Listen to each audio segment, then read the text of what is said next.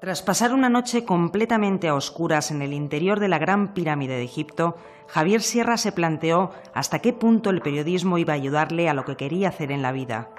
No concebía su existencia sin el periodismo, pero aquella noche de 1997 cambió algo. Como le pasara a Bonaparte, ya no volvió a ser el mismo hombre que antes. Se dio cuenta que no basta con contar lo que pasa, sino que también es necesario hacer sentir lo que sientes. Y eso con el periodismo, según Sierra, es muy difícil, porque todas las buenas historias necesitan espacio y tiempo.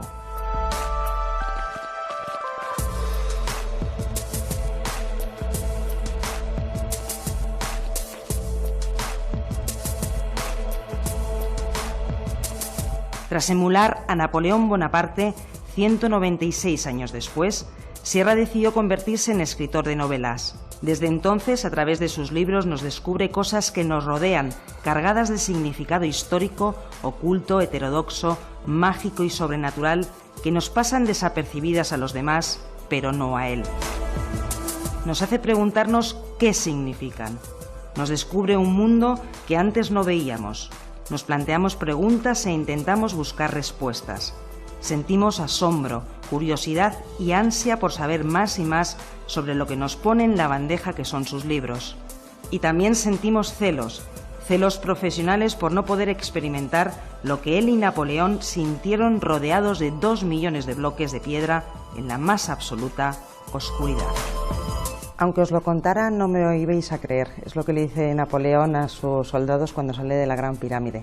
¿Qué le dice Javier Sierra siglos después, cuando hace la misma experiencia que Napoleón, a la gente que le acompaña en ese viaje, a sus familiares, amigos?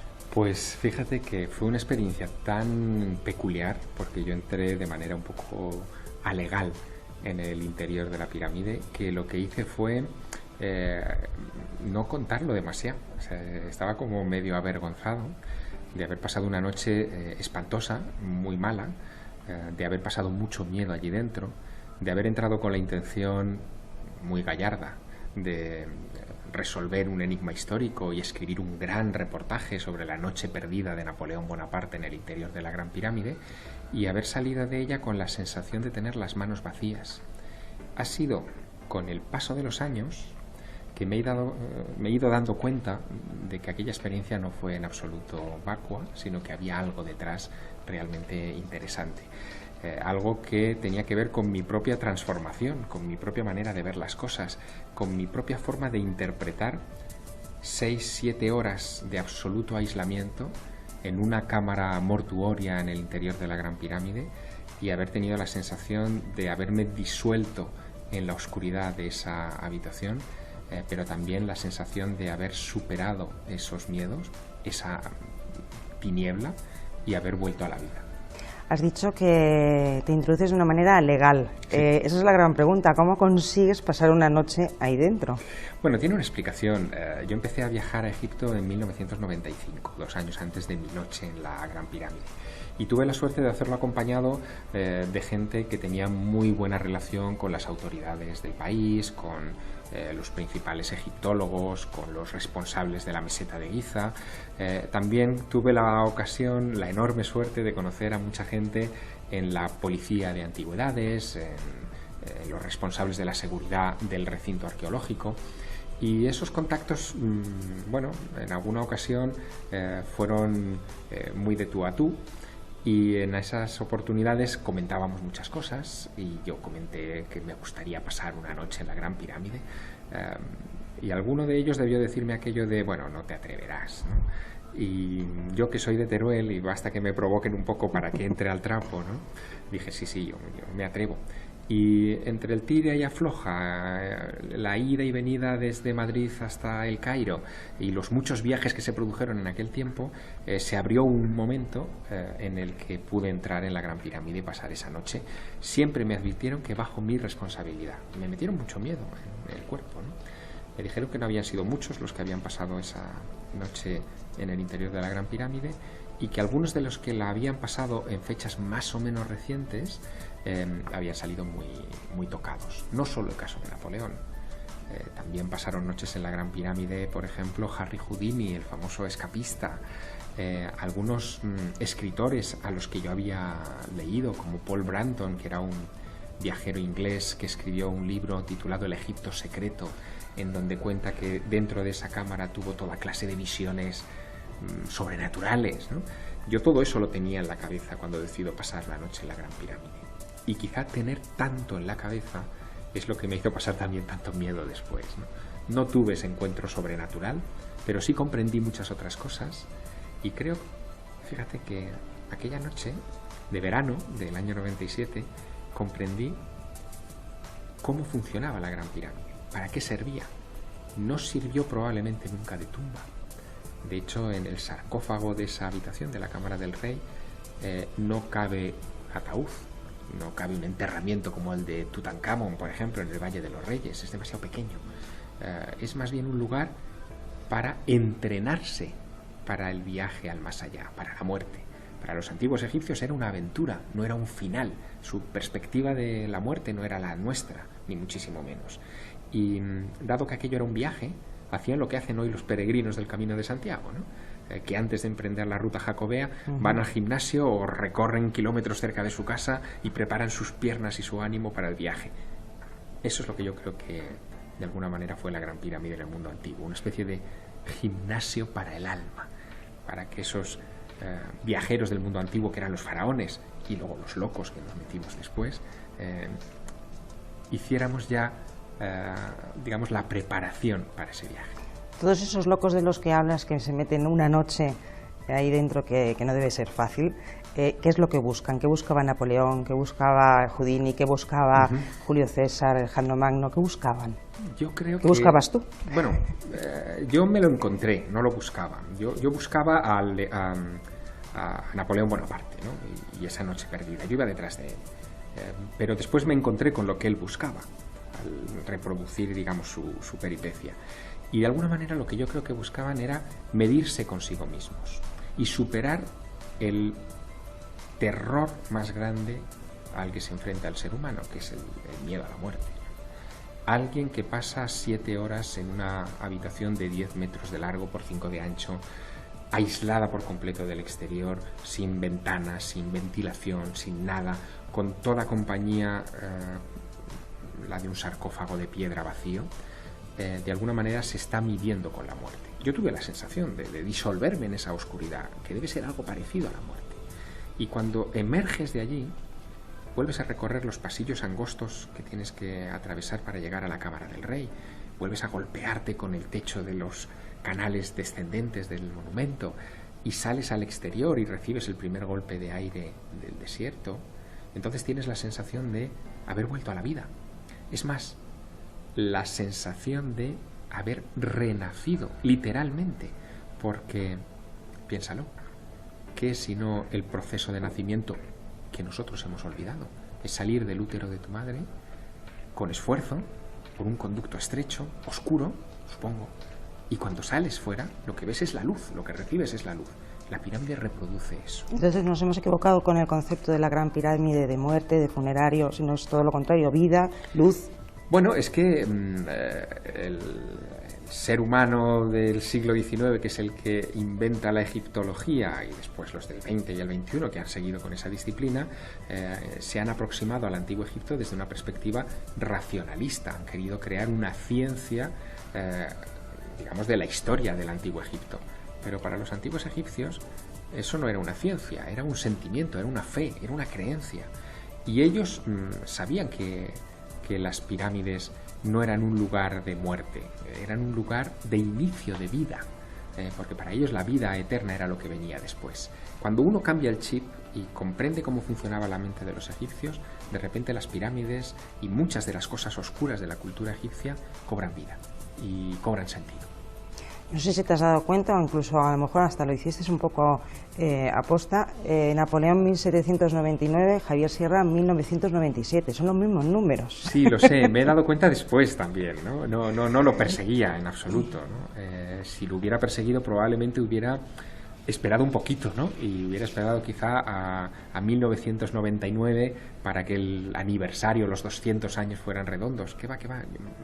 Fue todo muy casual, entre comillas, aunque bueno, ya sabes que hace tiempo que no creo mucho en las casualidades. ¿Por qué después de tu experiencia en esa noche en la Gran Pirámide decides escribir novelas?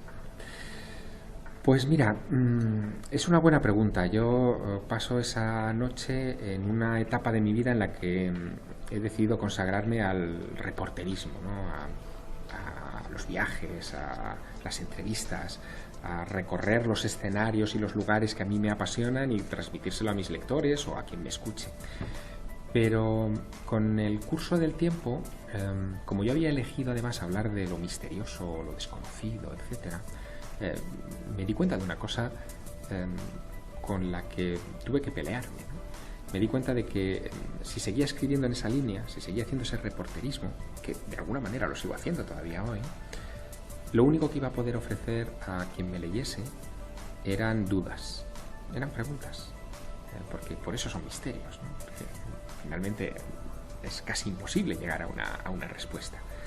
Y como yo creo que el cerebro lo tenemos para algo más que para reproducir lo que dicen otros o lo que vemos ahí fuera, lo tenemos para pensar, para reflexionar, decidí convertir mi reflexión sobre los grandes misterios en literatura. ¿Por qué literatura? Porque si lo hubiera hecho en forma de libro de no ficción, sería especulación. Y probablemente el lector en nuestros días lo hubiera tomado con una cierta distancia. Al convertirlo en literatura, el lector deja esa prevención a un lado y se convierte en mi cómplice. Y puede llegar a comprender por qué yo pienso de esa manera y por qué yo he llegado a esas conclusiones. Ese es el misterio. De todas las publicaciones que has hecho a lo largo de toda tu vida, de todas las investigaciones a las que has llegado, de todos tus personajes reales, ficticios, ¿cuál es el que más te ha impresionado?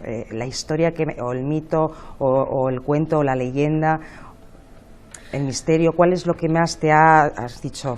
Es que aquí hay algo. Muchos, claro, son muchos, pero mira, por ejemplo, también me impresionó mucho hace ya algunos años ese encuentro que tuve, que fue real, con el maestro del Prado, ¿no? Con este personaje evanescente, bueno, que me explicó cómo entender el arte de Rafael Sanzio en el Museo del Prado, ¿no?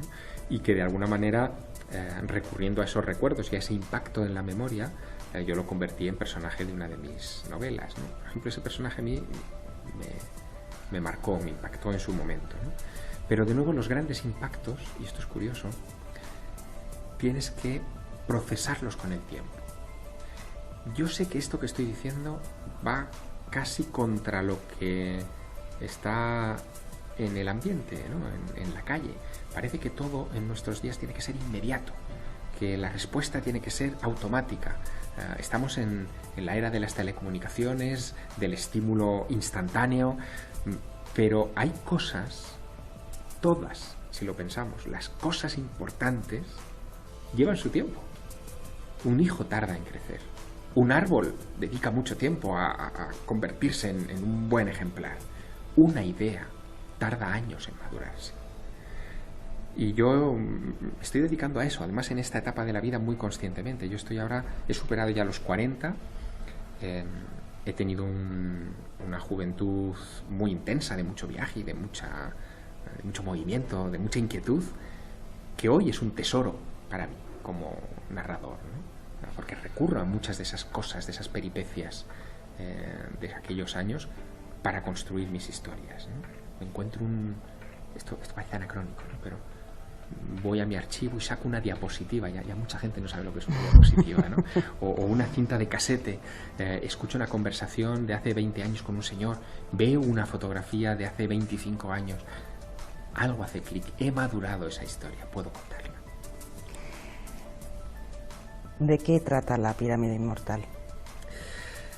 Pues La pirámide inmortal es un juego muy curioso, ¿no? Porque digamos que atrapa al lector sobre la anécdota real de la noche que Napoleón Bonaparte decide pasar en el interior de la Gran Pirámide. Eso ocurre en agosto de 1799, cuando él ya lleva un año en tierras de Egipto con el ejército francés, tratando de dominar ese país y arrancarlo del control de los otomanos, de los turcos. Pero después habla de otras cosas, ¿no? Habla, por ejemplo, de algo muy importante. Napoleón, en mi novela, busca desesperadamente la fórmula para ser inmortal, ¿no? Porque lo ve en los mitos egipcios, en las paredes de los templos. Sabe que esa gente hablaba de inmortalidad y que era un concepto que tenían muy interiorizado. Y finalmente se da cuenta de algo que los egipcios ya sabían y que nosotros hemos olvidado. Solo existe en la naturaleza, solo, una fuerza capaz de vencer a la muerte. Y es una fuerza que ejerce ese poder continuamente delante de nuestros ojos.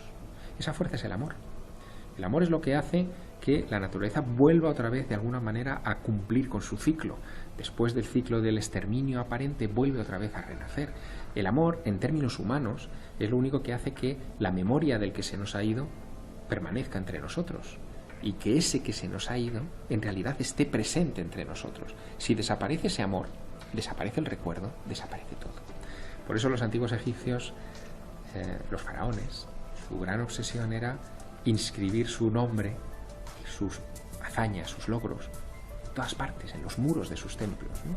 En los papiros, en todas partes, para que se les recordara. Y algunos lo han conseguido, ¿no? Desde cuando hablamos de Tutankamón, de Seti, de Ramsés, de Tutmosis, de Amenofis, todos estos grandes faraones, ¿no? De las dinastías egipcias, de alguna manera lo han conseguido, se han convertido en inmortales. 5.000 años después, 4.000 años después, están en boca nuestra, siguen entre nosotros. Mencionas en el libro ese periodo de tiempo de Jesús de Nazaret que se pierde en la historia. ¿Tendremos una novela sobre esos años perdidos de Jesús de Nazaret? Bueno, es una muy bonita historia también, ¿no? En los evangelios se nos habla de cómo cuando Herodes empieza la persecución de todos los niños menores de 2 años para tratar de matar al que cree que le va a quitar el trono del país, eso obliga a José y a María a llevarse a ese niño que acababan de tener fuera del país. Y nos dicen los evangelios que se van a Egipto. Y hasta los 12 años no volvemos a tener noticias de ese Jesús, de ese niño, en los evangelios. Por lo tanto, hay un arco de tiempo suficientemente razonable para pensar que Jesús estuvo criándose, educándose en Egipto. Si eso no es novelesco, vamos, no hay nada más novelesco que eso, ¿no? Javier, en este mundo de ruido, me imagino que la experiencia de esa noche sin sonido, ¿cómo fue? No es solamente ruido, que es verdad que es muy perturbador, porque al final, si no hay ruido, puedes hacerlo tú. El ruido nos acompaña. Yo, en un momento determinado de aquella experiencia, me acuerdo que empecé a dar palmadas en la habitación, en la cámara del rey, para sentir que estaba todavía vivo, porque había perdido hasta la noción de dónde tenía las manos, ¿no? Y el escuchar el eco de mis propias palmadas me espantó todavía más, o sea que prefería casi el silencio. Pero no es solo la ausencia de silencio lo que intimida, que lo hace y mucho, también es la ausencia de luz. Cuando de repente todo se vuelve a oscuras, ¿no? Yo recuerdo que llevaba una linterna conmigo. Recuerdo que me advirtieron, cuando me dejaron en la cámara del rey, que el sistema eléctrico de la pirámide lo desconectaban, bajaban los fusibles, ¿no? Por la noche. Y esa linterna, torpe de mí, era una linterna que no llevaba suficiente pila y se me acabó al rato, ¿no? Pues pasé muchas horas en la penumbra. La falta de luz, la falta de sonido, la falta de referente espacial hace que de repente el tiempo transcurra de otra manera, que tú te sientas diferente. Yo explico algunas veces, sé que es muy gráfico, pero es quizá lo más parecido a lo que yo sentí. Yo sentí que me disolvía como un azucarillo en una taza de café negro, ¿no? Esa era la sensación, de que de repente perdías la noción de todo lo que eras tú, ¿no? Y te quedabas solo con tus pensamientos. Lo demás no importaba, ¿no? El cuerpo dejaba de tener sentido. Se reducía todo a tu pensamiento.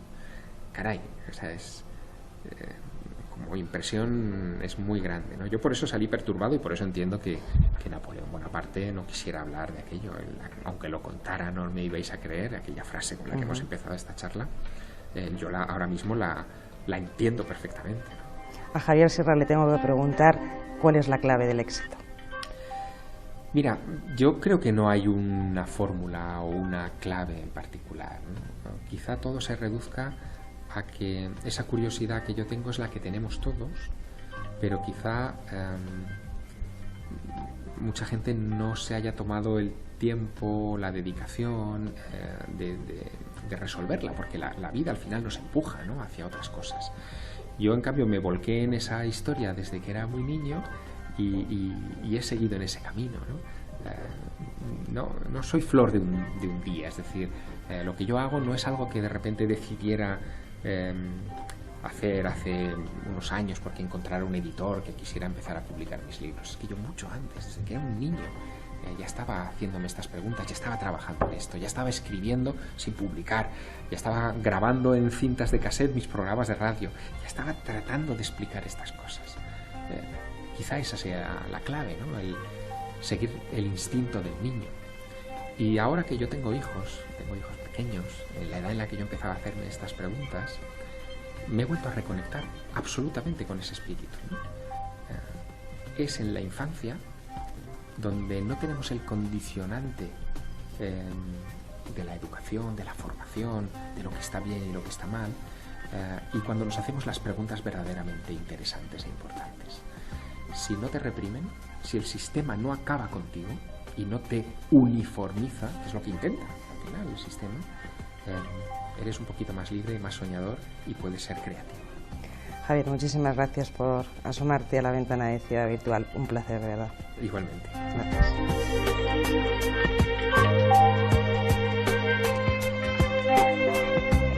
Pasamos una tarde con Javier Sierra en el interior de la biblioteca León Tolstoy de Las Rozas y con él, en una sala medio a oscuras, repleta de lectores de sus novelas, supimos que para los egipcios solo existía una fuerza en la naturaleza capaz de vencer a la muerte: el amor.